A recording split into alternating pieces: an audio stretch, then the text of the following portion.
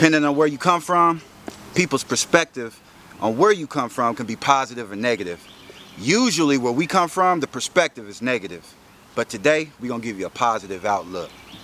These are our testimonies. So I done grew up with a lot of guys that were from the street, did prison time, came out, gave their life to the Lord, completely changed their perspective on life. So today, we finna have a conversation with the homies. On this episode of Real Talk, we're gonna have a discussion about prison time, fatherhood in the ghetto. We're gonna talk about perspective on life, talk about short, long-term goals, just our vision overall. So, this is our testimony on Real Talk. Pastor J.J. Smith.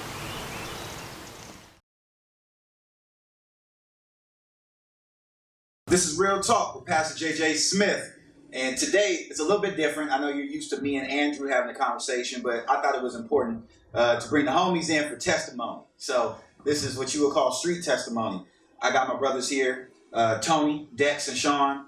And we're going to talk about some real important issues, things that I think are essential for men today. One thing that we have in common is our upbringing. Some things are different, some things are similar. Depending on the geographical location where you come from, West Coast, down South, East Coast, some things are different, but most things are the same.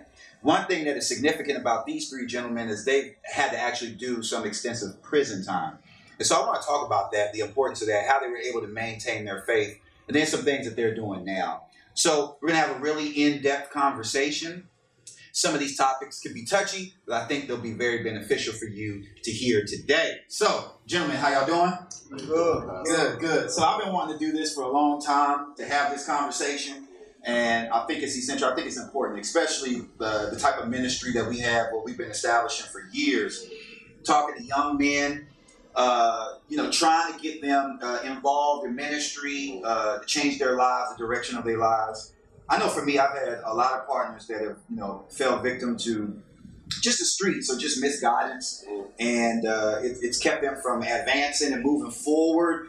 And everybody knows that I represent my faith to the fullest, but I am who I am, and I think it's good to have that part of you with you while you're doing ministry. So it needs more authentic. Absolutely, and I think that's what's important is when people can see the authenticity in you. They can see the realness in you. And I just want to have this conversation with you guys and I picked you three particular because of a personal relationship with all three of you. But I think there's something that you guys are doing now that is vital for other men to hear. And this doesn't mean that we're perfect. It doesn't mean that we have everything together. It doesn't mean that we're still not moving forward. It doesn't mean that we're still not working on certain things. But what it does mean is we're going somewhere, right? And so for me, I know all of y'all. So I know your stories. I want them to know your stories because I know where you're going. So we are currently in your studio, Dex. So this is awesome for us to be able to have this conversation. And I think this is essential too because, Jesus took the ministry outside of the four walls. So we outside of the church. We in the studio, but we in the street. So the first thing that I want to do is I'm going to start off with Tony. And so, Tony, tell me a little bit about your situation. What led to you doing prison time? How long were you there? And did you have faith before you went in? Did you get faith when you were in or when you came out? How did that whole thing work? And what was it like when you came out? So give us a little bit of information about that. Well, if I started from the beginning, I was brought up in the church, you know what I'm saying? Mm-hmm. Like Dexter said something, I like when he put that earlier about most of us ride home from our parents until we're able to establish, understand, have our home, or develop our home. So, I was raised in the church, son of the choir, things like that. So, God was always in me, you know what I'm saying? That's something I always knew. People always said certain things about me that I later on understood, you know what I'm saying? One of the things I love about you is your obedience too, because where you are is what people always said about me. Yeah. But I ran from that. Mm-hmm. I didn't want to do that. I didn't want to go to school any more than what I had to go to. You know what I'm saying? I just wanted to get out. Yeah. Definitely didn't want. And back then, trying to read and understand the Bible, it just seemed so slow. You just sitting there like in the douse and the dust, and them things would throw you off. We have so much more now to help us understand, but you know, I've always had a God conscience. You know what I'm saying? I was born up, like I said, it's always been in me. You know, I've been back. Unfortunately, I've been in and out of prison. You know what I'm saying? For a good part of my life. You know what I mean? This last time wasn't the first time. You know, I mean, well, this time was this last time, but it was the time that I got the most prison time. You know, and it was in fact the time that, you know, I think God really revealed Himself to me. He's been there all along. I see it now. You know, when I look back, I say that was over there again, that was me there. Oh, so I get that now. You know, and I call and talk to him. I talk to him all the time about my faith and about what I believe. You know, God is showing me and so forth and so on. You know, when I went to prison, I had just lost my mother and father like 6 months before. And then I turned around and get locked up for something that occurred 3 years prior to me getting arrested. So it wasn't like they had been looking for me. It was just some prosecutorial strategic. They just took their time and they were trying to build a case, so forth and so on. But anyway, so I went to jail, you know, and then I went there. I wasn't expecting to get, you know, because I was in interstate commerce, stolen goods, you know what I'm saying? So that's what I was into. So, you know, I went in there, you know, not, you know, any other time I get locked up for the similar conduct, it'll be like 18 months, a year, 2, whatever. So I really wasn't expecting a hard sentence to me for this. I was expecting 3 years. But when that dude said, you know, he gave me the first count, he gave me 60 months. And then on the second count, he gave me 84. I knew 60 was 5. Man, I got different for man. I was like, what did he say? 80 what? 80 months. So when he said 84, you know, when I went back, I just couldn't believe that, man, you know, because on the streets, I was growing tired, growing weary of the life I had been living. And, you know, for as long as I could push my kids away from me, because I didn't want them to grow up like me. I didn't want my sons, I didn't know I would be a father. You know, I didn't have a good relationship with myself. And I didn't know, you know what I'm saying? I marvel at this dude. I tell him all the time how the man he is around his son. I just keep picking up, you know, little things I see him do, you know what I'm saying? I tell him all the time. And I believe that's important, you know what I'm saying? But, so my kids and stuff, you know, we kind of had distant relationships. Just being a poor father, man. To be honest, there's no way around it. I'm not gonna sit here and act like, you know, I was just a poor father. You know what I'm saying? And you know, when God is in your life, He makes you address the things you need to address. And like I said, I started to see the people God's placed in and around my life. You know what I'm saying? So I think that's important to make a distinguishing difference that you went in with already already having a God conscience, having an understanding. Yeah, even if it was at, some of us would think of it maybe as, you know, a basic understanding, or it could have been an extended understanding, whatever. There was something in there that was able to hold you throughout that time. So that might be a lot different than other people's stories. And so we're going to talk about that a little bit later. But Dex, give me your story. So what was the extent of your time? What led to that? Did you have a relationship with God going in, inside, coming out? How was that whole thing? Well, you know, I was destined to go to jail, I believe, because I was the product of a 14, 15-year-old mother, no father. And it's so funny because I'm looking at police kill so many black men, and it had totally passed my mind that my father was also killed by the police. And I didn't even make the connection that I was living it still. You know, because I didn't know him. He was passed away when I was like 2 years old. So here I am, a baby, traveling around the city by myself, from aunt to uncle to this. I've been to every school in D.C. Like, that's why I know the city so well, because I lived literally everywhere, whereas he was on the same street or some, I don't know, maybe I was everywhere. And so I didn't finish school because of that, you know. And to answer your question about the biblical, you know, the Christianity, I remember going to the United House of Prayer with Daddy McCullough and Daddy Grace and all of that stuff, and that was a beautiful thing because actually all my cousins were there. And so my experience with the Lord was basically always celebratory. It was always the music. It was always praise and worship. So that was fun for kids, because music is basically how we have fun. But I didn't really get my foundation for the Lord until I went to prison. which was for any and everything, like, theft, car chasing, guns, all of that stuff. So I didn't do a big number. I was always 2 years. So it added It was up. just the in and out. Yeah, it was the in and out that added up to almost like 7 years. Mm-hmm. So and I had to actually add that up. So when you're doing small numbers, you don't feel it. Right. Right. So and you also don't learn. Uh-huh. You don't feel it at first. Right. Until you get older, he's like, I can't do too much. I can't do too much. No You know what I'm saying? Like what they're saying, it's funny because this dude, right? Me and this dude been around each other for a long time. And I can honestly hear him. He know I already had a profession of faith way back then. We was in the streets doing this and that. You know what I'm saying? And I remember saying something, mentioning God to him, and he laughed. He literally laughed. Like, I don't remember that. Hold that thought. We're going to go to a break real quick. DHBC TV, this Real Talk with the homies. Yes.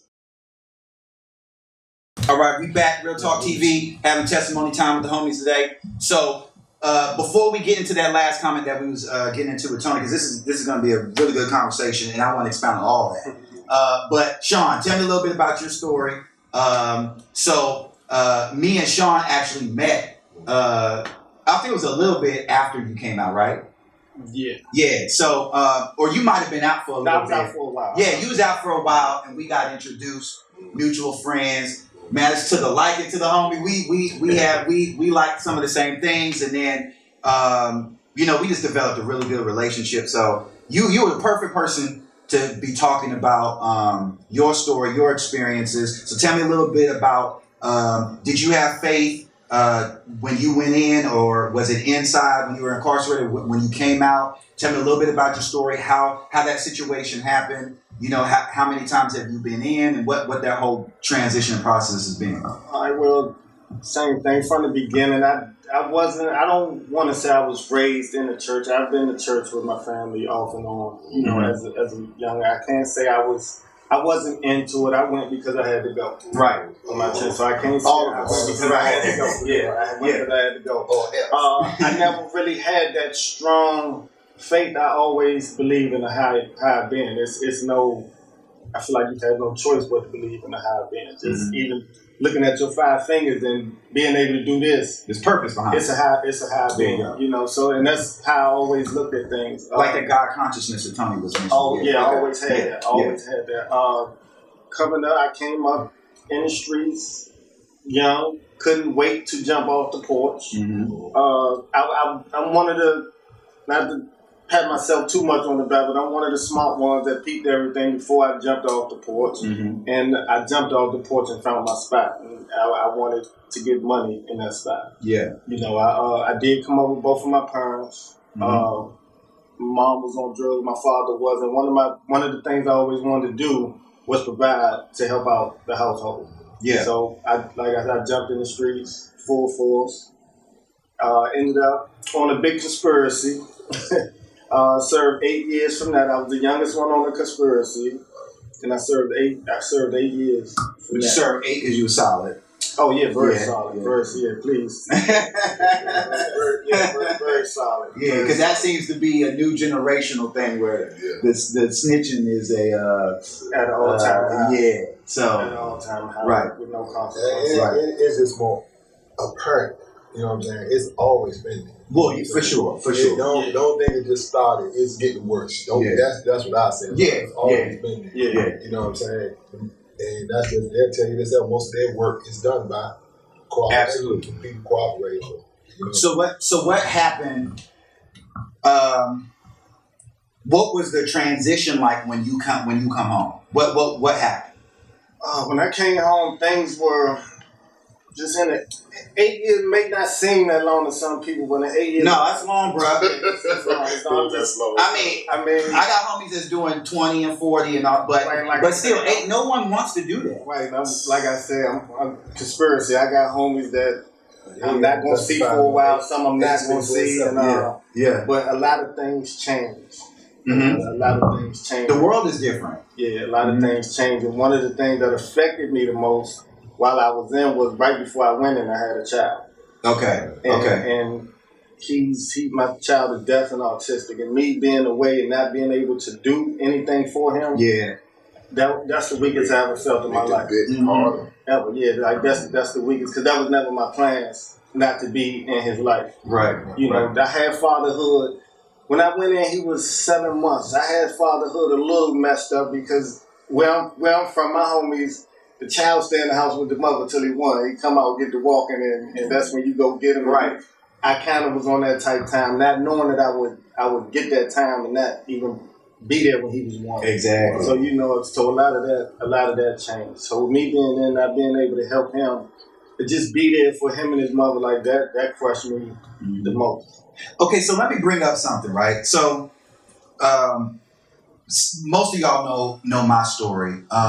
So I got in trouble a lot when I was younger. So I got active younger, and a lot of what I was involved in was a response to my father. Okay, so like Sean, I grew up with both of my parents, but I grew up in a household that was full of domestic violence. Oh, wow. So because I grew up in a household full of domestic violence, I couldn't whoop my daddy. So my response or rebellion to him was to get active in the streets. So I was involved in a lot, and I had a lot of influences from just, the Los Angeles culture. That was a second home to us.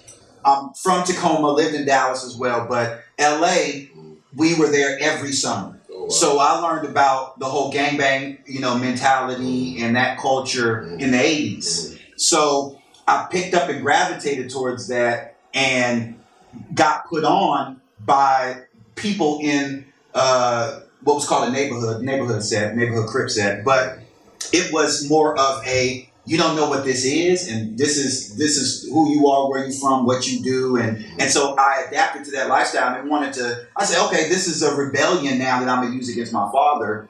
If I can experience domestic violence in the house, I can get active in the street. You can't say nothing to me, right? So I said all that to be saying, I did jail time. I went to jail multiple times, never got large prison time. I had a situation where I almost did some significant time, and it just didn't happen. I was blessed. I was blessed and fortunate to have a judge actually say, "Stop being stupid. You have too much potential." He literally said that. Now, this is another thing, and I don't want to make this about me. I just want to involve myself in the conversation. My mama didn't know what I was doing. My mom found out what I was doing when I got caught. I had a gambling ring going on at multiple schools. Wow. So I had dudes hustling for me, gambling for me. They would bring me the money back. I had got caught at school handing a large amount of cash to my sister. Okay. My sister got caught by a teacher. They called my mother. She got the authority, whatever. So I got caught doing that. And then the rest of what I was doing kind of got exposed. It was so easy for me to get involved in the streets because of them not wanting to accept what I said I was and what I was doing. And then a lot of it too was the fact that I was making sure that I was covering up a lot of what I was doing. Do you think that a father's influence has a lot to do with why we see so many people like us going to jail, going to prison, getting killed, killing other people? What's the reasoning for that? Because I know to justify my anger, it was that. And we're going to talk about that when we come back. So we're picking up right back at this thought. What do you guys think about the influence of a black man? Well, Sean, we'll go around. Start with Sean, then Dex and Tony. Is that an effect, and is that a reason why we see some of the things that we see in the street? It is a very big effect. It's a very big effect, and sometimes I don't. Like I said, my father's still living to this day. I still do everything I can to impress him. I still do everything. Even with what you said, your parents didn't know what you were doing. Mm-hmm. Well, my mother knew what I was doing back when I started doing my thing. She knew what I was doing. And there was a situation one time where my father didn't know what I was doing. There was a situation one time where I was in the bathroom at the cut up, and I left something, and my father came and saw it. And it's 4 of us in the house, my mother and my brother, they used. So me coming out the bathroom and going out, he called me back in there and saw that. He thought I was using also. And that crushed me. And that's when I had to admit to my father that I'm not doing it, I'm selling it. I'm not like, I had to, that was a big thing for me. And that crushed me for him to even think that I was doing that, so. And it's just one of them things. A dad is a big deal. Okay, it's very effective, man. Yeah. Did you say your mom was using? Yeah, my mom. So do you think do you think he thought, because was that before her use or was that after? You know what I'm saying? Like her use was that doing her. So use. do you think he thought that maybe there was a relationship, a bridge between her? Yeah, because she used and my brother used. I'm the little one coming up with him saying that. So I think, he thought I was, because he said it. He was like, so I'm just in here with a bunch of junkies. Like, I'm like, ho. I told him everything. I was straightforward with him after that. And after that it was, I'm helping out with the rent. I'm doing all this at 16. I'm 16. Right. I was young. So my story is, I'm also responding to my father, but I'm responding to him out of anger because of the treatment of my mother.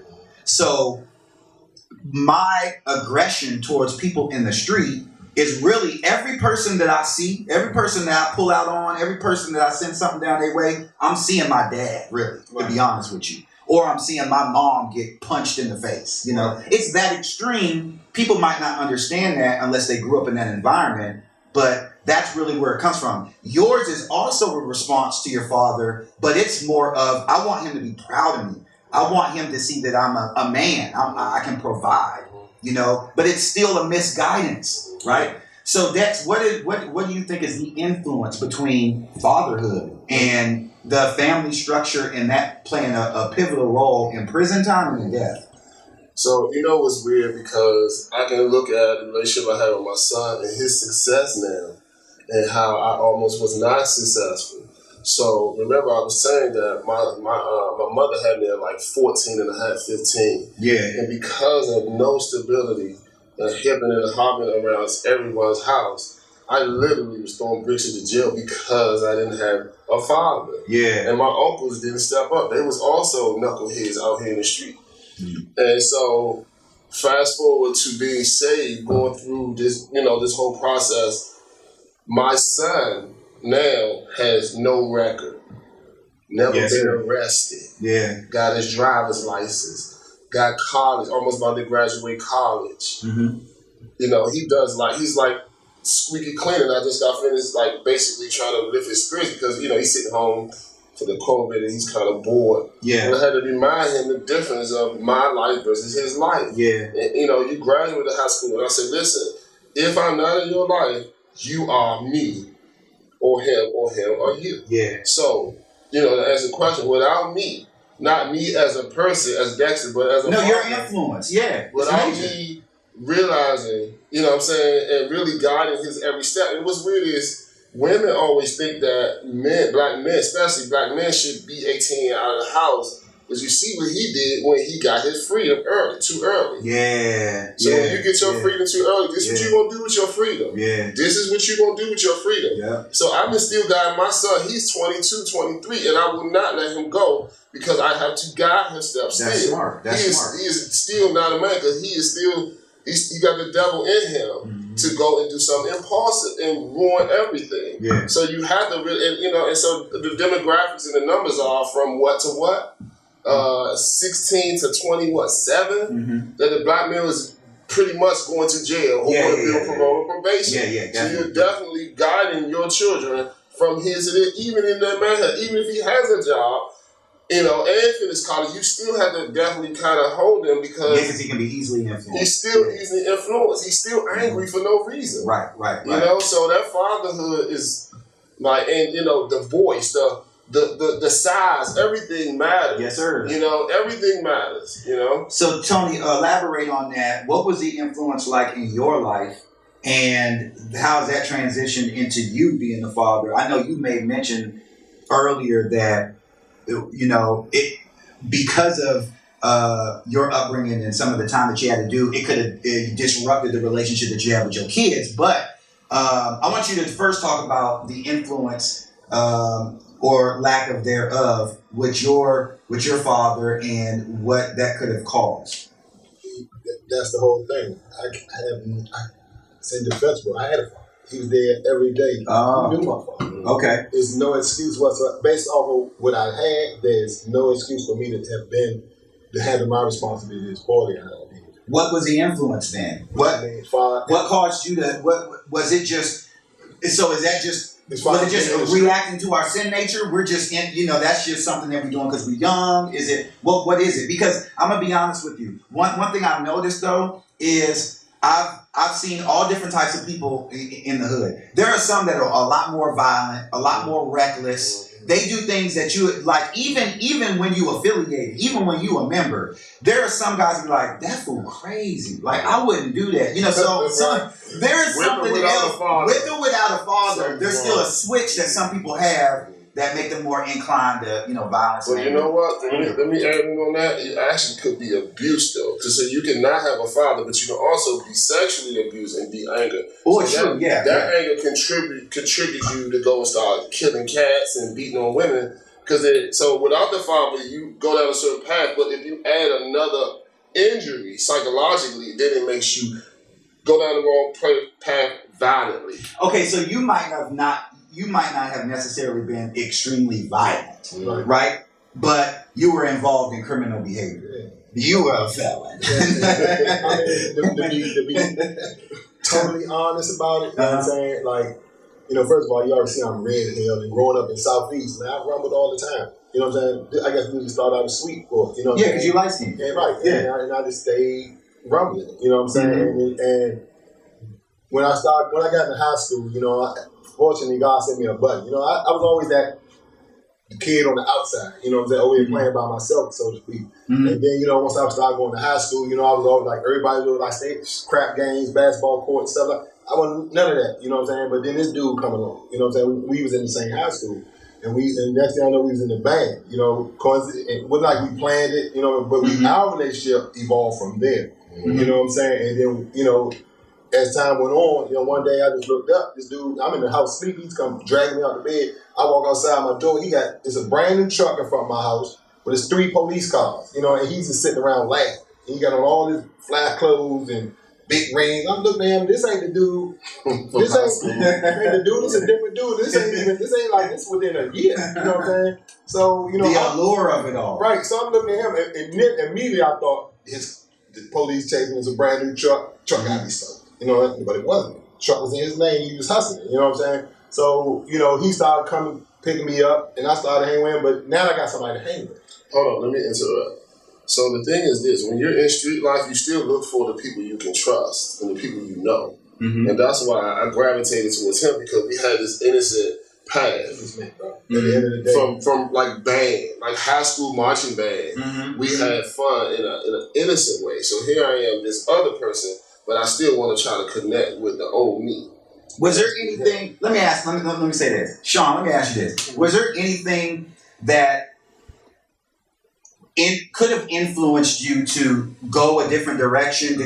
Was there ever an inclination, or was there ever something in your mind that said that there was a possibility that you could have been doing something different, but you might have chose to keep going along that path? Was there ever an opportunity for you to get out of what you were doing? Yeah, when I didn't go to college. Okay. Yeah, when I didn't go to college. So you had the opportunity. I had the opportunity to go to college. Yeah, mm-hmm. And I was deep in, man. I was even then I was deep in, man. Mm-hmm. And I couldn't leave the streets alone. Yeah. And it was hard. I was gonna go to college, but I wasn't that. My mindset I wasn't determined to do it. I'm young. I was going to the trade wind, to the clubs and stuff. I might go to the trade winds on a Tuesday night and wake up, go to school. Like I was young. I had a fake ID. I'm doing everything. Yeah.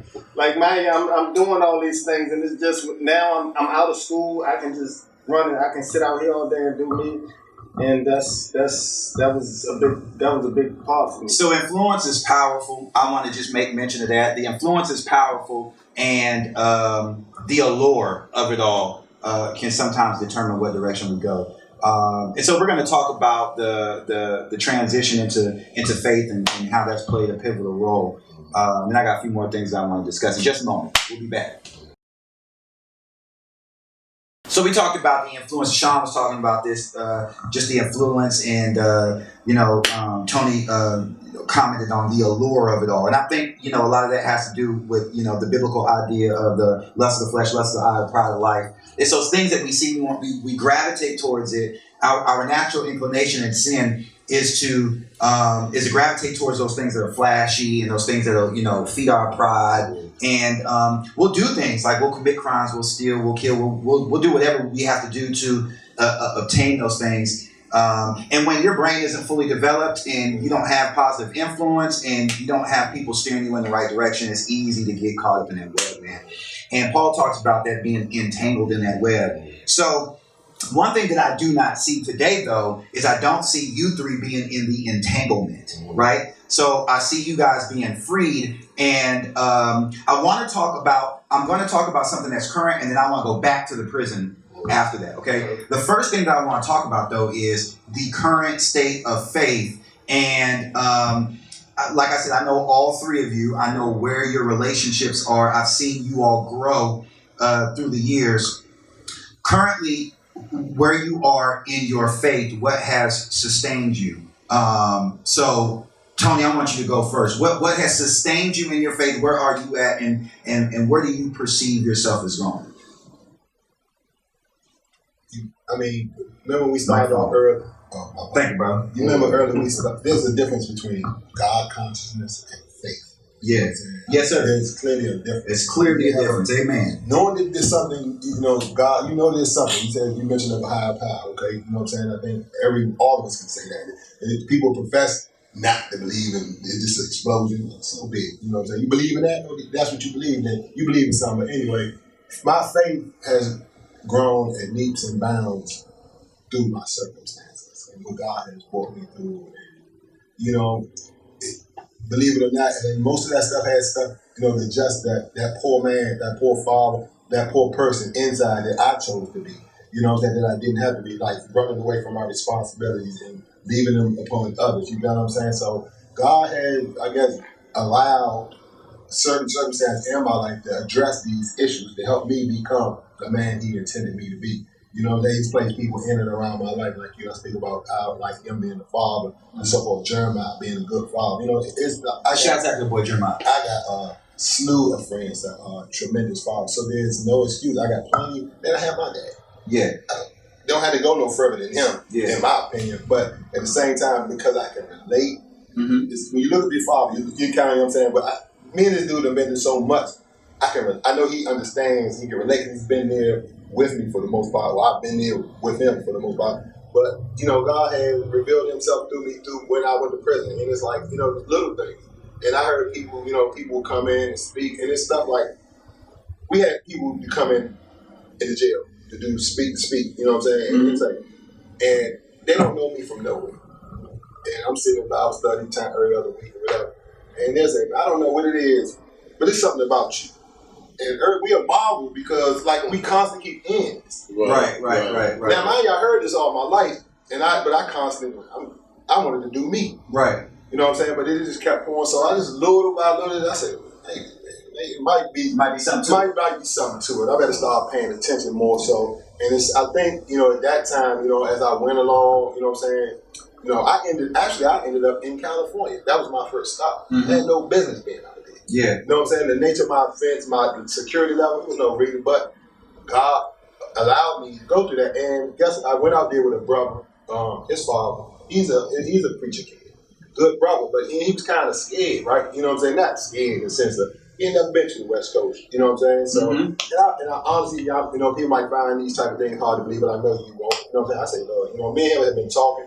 You know what I'm saying? And he was like, man, he was like a little nervous. I ain't never been out there. So, man, Lord, I go out there. I had no idea this was even possible. When they told me they put me on a plane to go to California, I thought it was joking. You know, it didn't even make sense. You know what I'm saying? So, you know, to go out there in a place with DC guys, they don't even like DC. You know what I'm saying? Because it was like issues between the Serenos and DC car. You know, that's what they call them, buses, cars, gangs. We don't have gangs in DC, so to speak, but that's how they, in prison, that's what they go by. You with the Chicago, you might be a GD, a vice lord, or whatever you are. You know what I'm saying? And when you're speaking about Muslim, you know, all respect, you know, I don't judge nobody's faith, but it's almost like you were saying, it's like a brotherhood, you know what I'm saying? So, I don't know. Hold on, I want to talk about that. But first, give me what has sustained you faith-wise up until this point. You know, let me tell you. So, I didn't have faith. I didn't know what faith was. I just hear the word, and I used to. I did not like praise and worship because I didn't understand it. You know, and you know, I used to go to church a lot, and I just liked the sermon. I just wanted to learn because I was so far behind in learning the word. Yeah. So I used to go to jail and read the Bible. Didn't understand it. It was more of a story to me. And then I believe that God revealed Himself to me in my last bit. So then I come home from jail and I started going to service. So I'm still feel like I want to do more Bible study because when you come home, you want to keep learning. Yeah. You know, and before I came into your congregation, I went to a couple of other guys, Pastor Battle. You know, he reminded me of you. Y'all had the same style. Shout out to Pastor Battle. Shout out to Pastor Battle. You know, and different things. It was crazy seeing this dude transformation. Like, remember what I said? He lacked. Yeah, right. When I spoke about faith to him, it or church. What is that? What is faith? He just, in my opinion, I thought he just didn't see no need or reason based on his life at that time. Right. He was. Let me tell you, the thing that it hit me all at once. One day, I just became appreciative that I had survived shootouts, jumping, jail. I literally survived it. So I'm thinking that I'm just living it. I'm thinking that I'm just going through life, literally surviving police pointing guns at me in traffic. I'm thinking I'm surviving it. And so I'm looking at everybody else be happy that they survived cancer, praising the Lord. They happy to survive. I didn't make the connection that people were thankful to God for surviving it. I'm just thinking that they're just thankful. I still never made the connection. And then one day it just hit me. And then I went from not wanting to do the Bible to wanting to praise and worship.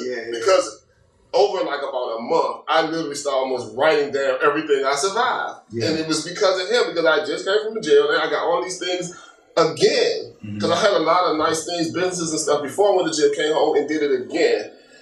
After this and that, and you know, being sexually active with so many women, never catching these, you know, these serious diseases that can take you out.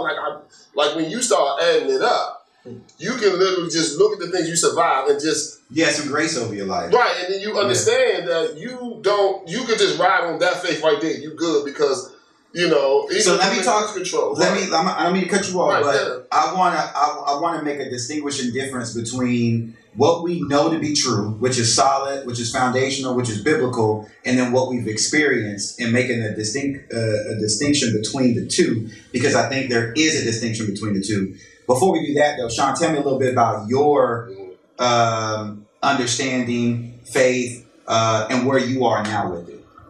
All right, well, I have to be 100% honest. I was not the most religious person. You know, I honestly, meeting you and listening to everything you say, when you get up there, that's the most I've ever been into. Like, you make me believe when you talk. When you get up there, you do the most for me. Like, this is the most I've ever been involved in church since I've met you. So that's where I'm at right now. I'm looking forward to getting deeper and deeper into it as you speak. That's the most I could give you. Okay, cool. That's good. And I'm glad you said that, because you're being transparent, you're being honest. This is what we want, and I think this is what people need to hear.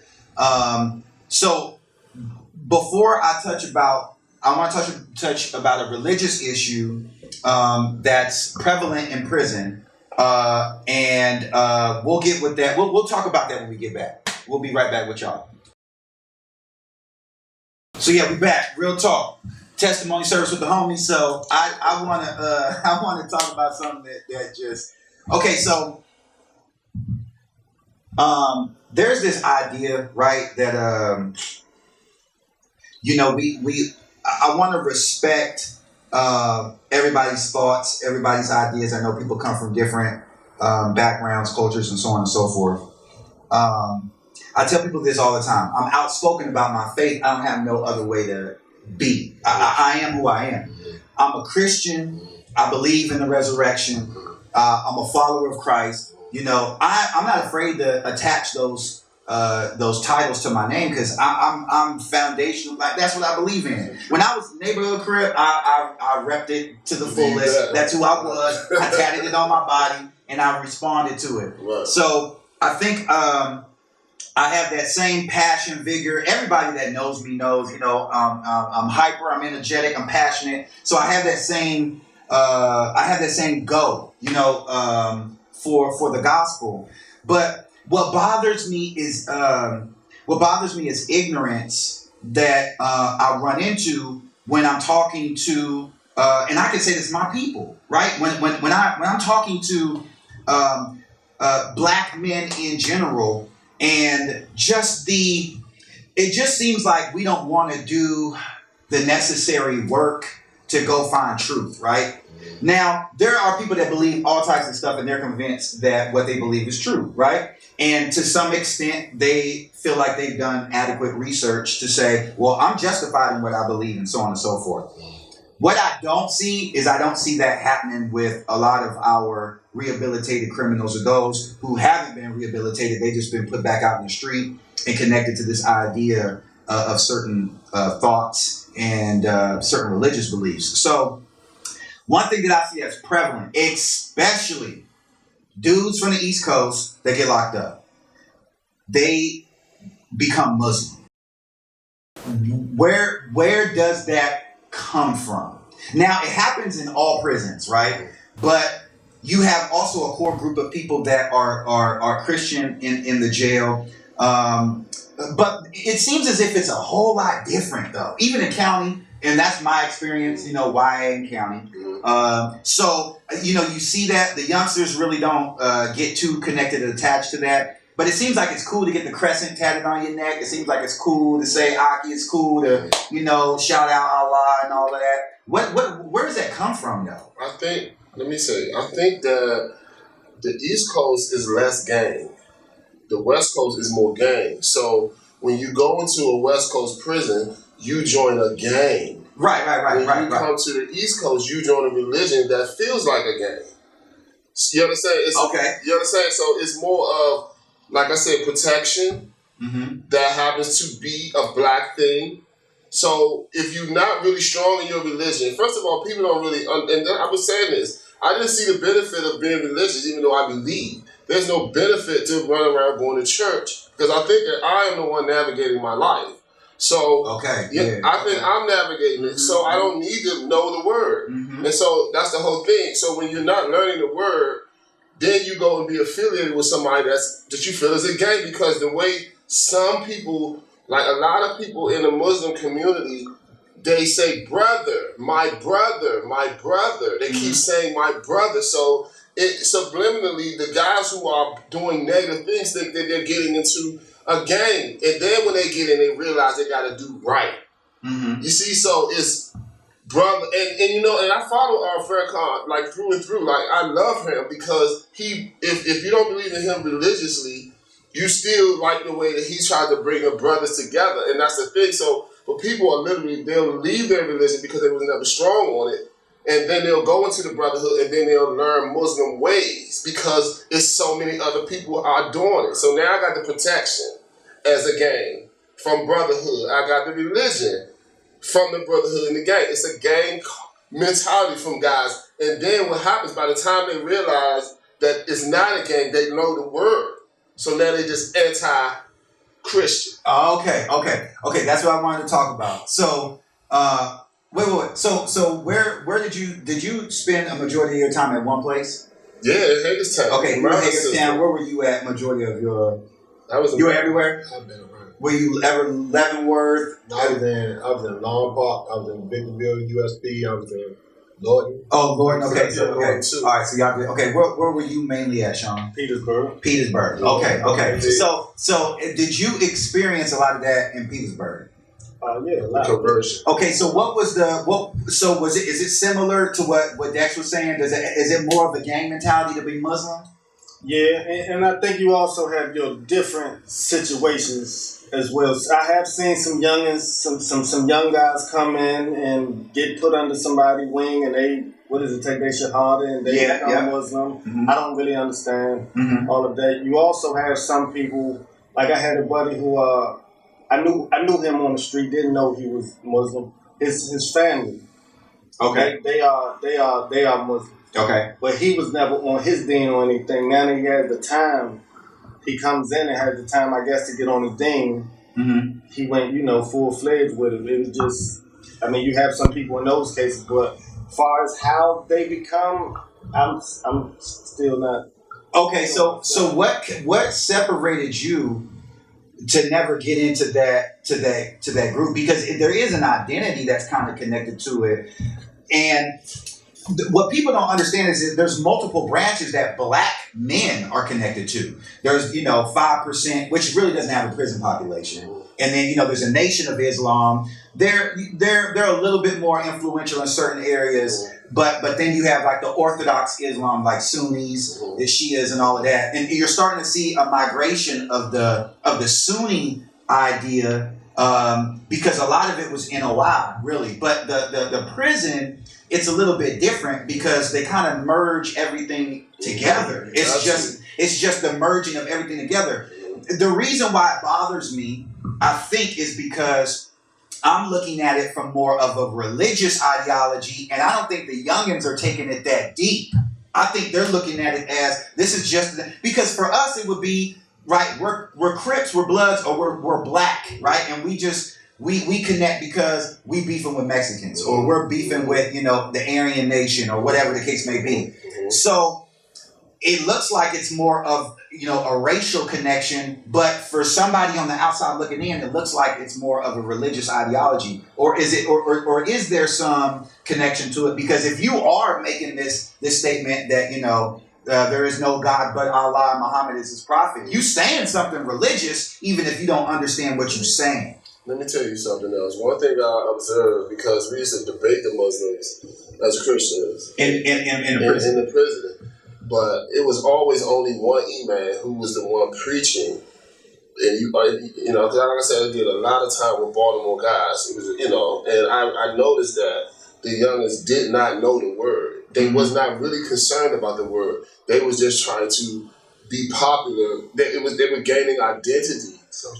They was gaining identity, and I think it's an identity thing. It's a acceptance because you're still trying to do what's right. It's because and it seems as if it's righteous, right? You're trying to do what's right. You're trying to do right, and I believe that the more learned and powerful members of Muslimhood are doing the work to try to get the kids to stop doing what they're doing. Mm-hmm. But at the same time, because they got that 1 foot in and 1 foot out. Yeah. But your question was, why over here and not over there? But it still comes down to, I'm in a gang over here. This is the gang. Well, I can That's tell the you, gang over there. Yeah, and I think that the disconnect that comes with Christianity is because if you're unlearned in our culture, the first defense mechanism that's used against Christianity is a racial connotation. It's a white man's religion. So the first defense mechanism that someone against this particular ideology of Christianity is if I can make it a racial connotation, and then if it's a white judge that gives you time, come on now, and a white DA, and let's say, and to give you another example, and I think this is the reason why my brothers and sisters of the faith that are of a different race, I think the reason why I think this is so instrumental because I'm pastoring at Decatur Heights Baptist Church, and it is a multicultural church. and they have been very accepting of me. And I think that is a wonderful thing. I just think that those in the evangelical, the broader Christian community, have to be sympathetic of Black people's journey to where we are today. Everybody you don't get everybody to be where I'm at by ignoring the fact that racial tension and the history of America has made a tremendous hindrance on the advancement of Christian thought. And so I think being sympathetic about that is something that I want to talk about next. But we're going to take a quick break. God bless y'all. Thank y'all for tuning in. So picking up on that note, I think it was just important to point that out, that I think a lot of the connection between Muslims in prison or even on the street, there's more of a racial connotation to it. I had a partner that was in a car. There was a crime committed, and he got as much time as somebody who was the actual, perpetrator. And so it was that anger, it was that frustration of getting that time, not being able to explain what the circumstances was behind, somebody being in that predicament. It was more of the rhetoric and the attachment of you're evil, you're a demon in the streets, and this is that and the other, and smacking as much time as they possibly could. That anger and frustration, and when it's racial, it makes it worse. So when somebody's saying, if somebody has heard all their life Christianity is for white people, not knowing the biblical history, not knowing Christian history, not knowing geographic history. So all of those things, when somebody's telling you that and you're unlearned, you're going to immediately attach that to any negative connotation to it. So I want to just I want to expound on that in this last segment, and then I'm gonna let you brothers go.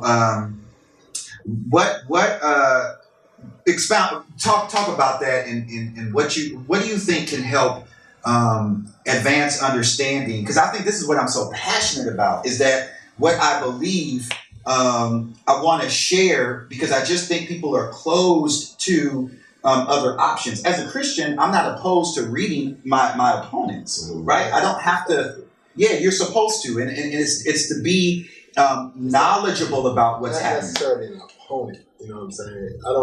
I don't view any other faith base as an opponent. You know what I'm saying? I did want to comment on something you said. I think you got to understand, most of us, I believe, grew up, in America in a system. They oppressed us, so to speak, and kept us down and abused and beat us and took from us and wouldn't let us get up. And you had a white man running it. You know what I'm saying? So here it is now. I got to deal with you in this system, that you subject me, but I'm not going to pray to you too. You know what I'm saying? If you are in fact, white, I don't want no parts of you. So that could be very well. I'm not a Muslim, so I can't speak on being a Muslim. I have had situations. One of my closest friends is a Muslim. His family, whole family, is Muslim. You know what I'm saying? So with respect to everybody, whatever their faith is. You know what I'm saying? I just think a lot of times when we go to prison, we just click up. You know what I'm saying? We look, we click up with stuff. Acceptance. You get what I'm saying? And some of them, like I said, like when you spoke about earlier about how you was on go for your game. Well, in my opinion, I just kind of believe God used that certainly to develop you into being who you are now for Him. Absolutely. And so, and wherever some of these dudes, they choose like their buddies. Well, you see him praying every day. So what you doing? So he introduced him to it. So next thing you know, he with it. Because guess what? He trusts him. Like I trust this dude. You get what I'm saying? So it's a sense of trust that was developed. You know what I'm saying? Through these, it's a sense of trust that's developed. You know what I'm saying? It might not be automatic. As soon as you get in, I'm gonna take my shahada. Right. But after time, you know what I'm saying? You in there, you might be chilling, you talking to your brother. You see what he going through. You can relate because you're going through it. Your girl tripping, his girl tripping. You know what I'm saying? You facing whatever you know what I'm saying? So now y'all start, you in a situation where all those people are not here with you. And you're forced, you want to trust somebody, so I'm leaning on you, bro. Right. And next thing I know, I do what you do now.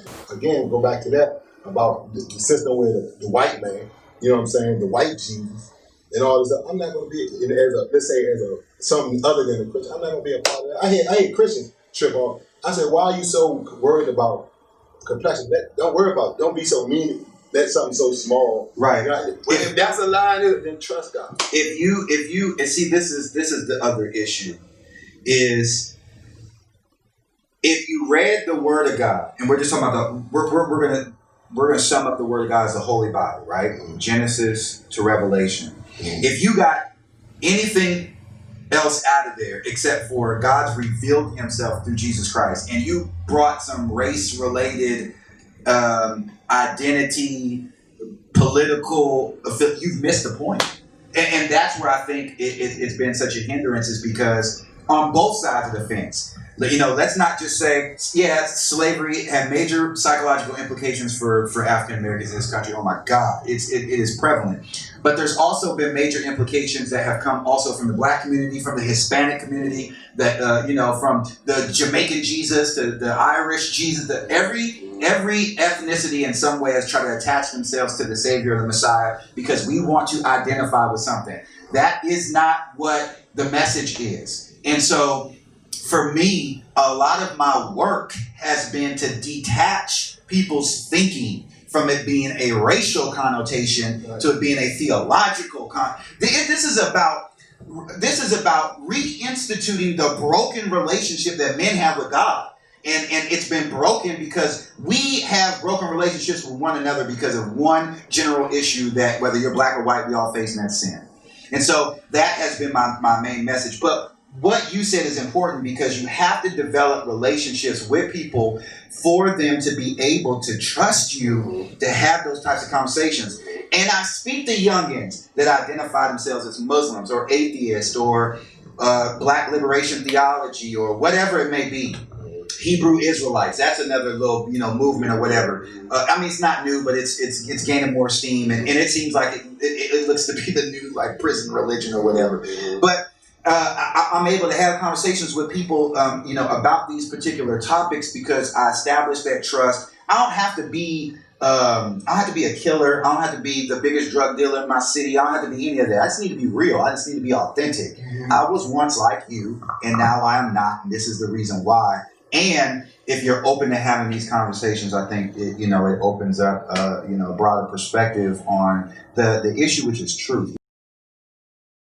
All right, we've been having a really good conversation, and I definitely want this to continue. So let me do this.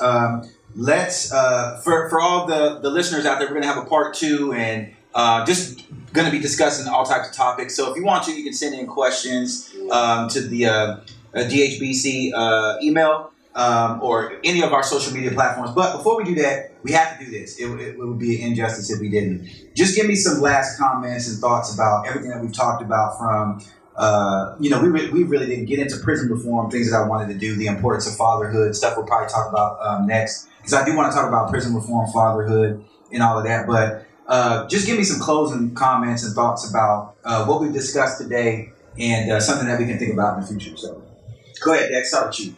Well, I feel like everything that I've been doing has led me to be in a position to be able to help you, to basically be a bigger force. Like, it is such an honor and a privilege to be able to be behind somebody like yourself. Like having a music studio, I always thought it was for something bigger. And so I'm behind a lot of musical people. But this is the biggest thing I've done. Oh, wow. In terms of impact, in terms of the message that we're getting ready to put out, the meaning is bigger than everything else I'm doing. And then you call me to do it. So, right. So like, I don't even have to open the studio no more. Like, we can just do this, and I'll be happy to pay the bills. It's your first time. To basically be behind such a big thing. Focus, brother. Focus. Yeah. You understand what I'm saying? And let me tell you, because, once you go through everything that we've all been through, you've already been leading the way on it all meaning something bigger than us, overcoming racism, overcoming classism, this and that, to basically get back to the Lord. And so, remember, the Spirit, the Lord was revealed. He revealed Himself to me in prison, and I began my journey to be here. Yeah, and I am here. Yeah, behind you. Yeah, You know, so it's it's such, you know, honor to be here behind the call. Appreciate that. Yes, sir. Appreciate that, big homie. So, Sean, give me some closing comments, concerns. Well, first, I appreciate you for having me. Yes, sir. You know, I really like this platform. I'm not really a man of many words. Right. I don't mind speaking if I think it's going to send a message out to somebody. I hope somebody, I can't wait to do part 2 so we can hit on some more topics. Definitely. And I hope I have a thing for guys younger than me that I hope they get the message. I hope they can look at this and get a message from it. Because this is really, because you guys are OGs to me. So, no, honestly, you know, I'm probably the youngest one, right? So out of all of us, and I ain't too young no more, but matter of fact, my birthday is tomorrow. So, wow. Yeah. Wow. So, but anyway, I just said that because I'm getting older. But my point is to say, for real though, my love is for the youngins, you know, and I feel like they're misguided. I just feel like it's an intellectual gap there, and it's you know. But anyway, and I trust you guys, and I know your influence, and I know how people look up to you, and so that's the reason why my call goes out to Sean, Dex, Tony, and there's other people that I want to conversate with as well from a different perspective. Mm-hmm. But you know, I think that you all have so much influence. And that's my point. My point is I'm always on y'all neck because I understand the influence you have. So sometimes y'all think, you know, I'm harboring on you, or, you know, Pastor JJ on my head, and, you know, but I'm doing that because I've pulled a lot of my homies out the street. So a lot of my homeboys back home, they can tell you, I got on flights. No, God got a call for your life. Come up out of that. I've had to drag a lot of my homeboys out of that life and remind them of the calling that God has on their lives. So sometimes I'm on the homie's neck because I understand the influence that you have, and we got to wrap our arms around these youngins because we are influential and we have truth. So Tony, give us some last comments, and then we're gonna close this out and we're gonna get these people prepared for the part 2. I don't know, man. I just it's just so much, man. I mean, it's like I said earlier about God conscious and faith. It's 2 totally different things. And, you know, my faith has grown and leaps and bounds over the last, 10 years or so. You know, God has always been present. You know what I'm saying? I think we all can attest to that. Even if we look back on our lives in areas and space of time, I'm just thankful now. You know what I'm saying? I'm thankful to have a Savior because I remember one prayer I had before I got locked up. You know, I was in the night, I was in trouble, and I just felt the walls closing in. And I asked God for something that I clearly didn't understand. I said, help me to change my situation, help me to take care of my kids. And I said, give me peace. And what peace? What peace? I had no understanding what peace was. So why am I asking for something that I didn't understand? But through what I've been through, like I said, I wouldn't want to live without God. You know what I'm saying? I wouldn't want to, I read something recently that said, stop trying to use your faith to change your circumstances. You know what I'm saying? Like, if you really think about what I'm saying, like, it's not what I'm saying. Don't use your faith. We try to, I believe, so you just gonna keep pushing it. It's a manipulation, right? Yeah, you know what I'm saying. And like now, I'm just thankful, that we have the Word of God. That I pray for what God said. I go back at him like, if I ain't saying it right, I'm gonna say what you said. If you said I can have it, then I want it according to that. And I pray according to what I believe God wants me to be responsible and take care of my kids. The Bible says that, the ones who take care of the household work than unbelievers. So God. Yeah. And my baby mother got on me years and years ago, and that still rings in my mind to this very day. So my passion now, you know what I'm saying, is to feel that she got on. That's what she said. She said, God. She put that word on me. She blasted me. And this had to be over 15. She said, man, because I was in the street, I'm so into myself, man. I just stepped on everything, didn't care about nothing. And she looked at me one day and she said, nothing good going to happen for you. You know what I'm saying? And I always think back to when she said that. You know what I'm saying? Because she was saying that in reference to the way I manage my relationships with my children. Being responsible, and it's becoming clear and clear. So now what God has me now, I'm just thankful. I'm glad to be growing. I'm glad to be conscious of the need to change. You know what I'm saying? I know I can make that change. I know it's what God is going to change in me. You know what I'm saying? I know it's His work. It's not mine. So. Well, let me say this though. As we close this out, I appreciate each one of you brothers. I respect every single one of y'all to the highest regard. It's an honor to be in your presence. I'm praying for you. Y'all know I love you. You know I'm 10 toes down. And my prayer is that not only can we continually have these types of conversations, in-depth, deep conversations that I hope touch people's hearts and bring some clarification to the importance of family and community and just the needed change. I think that's what we've all in common kind of talked about, the necessity of change. But I just want to encourage y'all to, because I know sometimes it can get difficult on that road and not knowing where to go, what to do. And sometimes, just as men, it's difficult enough to have that pressure of holding your family down, right? All of us have women and kids, right? We all have a woman in our lives, and we all have children. I know each one of y'all's women, and they're all good women. And I know your children as well. So we ain't gonna talk about that. But anyway, and you got good children as well. So I understand the pressures of trying to be the provider. But I think more importantly than being a provider, I think what's the greatest influence that you can have is being a spiritual advisor, right? You need to be the one leading your family into the ways of the Lord, and never let the people you're influencing never let them point to you and be a reason or an excuse why they are who they are. Right. Never let your children or your wives use you as an excuse for them being the way they are. So you got to be a spiritual advisor and an influencer. But I got plenty more questions that I want to talk about and deal with, but we ain't going to be able to do it all day. Thank y'all for tuning in. God bless y'all. We love you. This is the Testimony with the homies. I know that this is different. Y'all weren't prepared for it, but I thought it was necessary. And we're going to be, bringing more content as well. So God bless you until we see you next time. There's part 2 coming. Holla at you.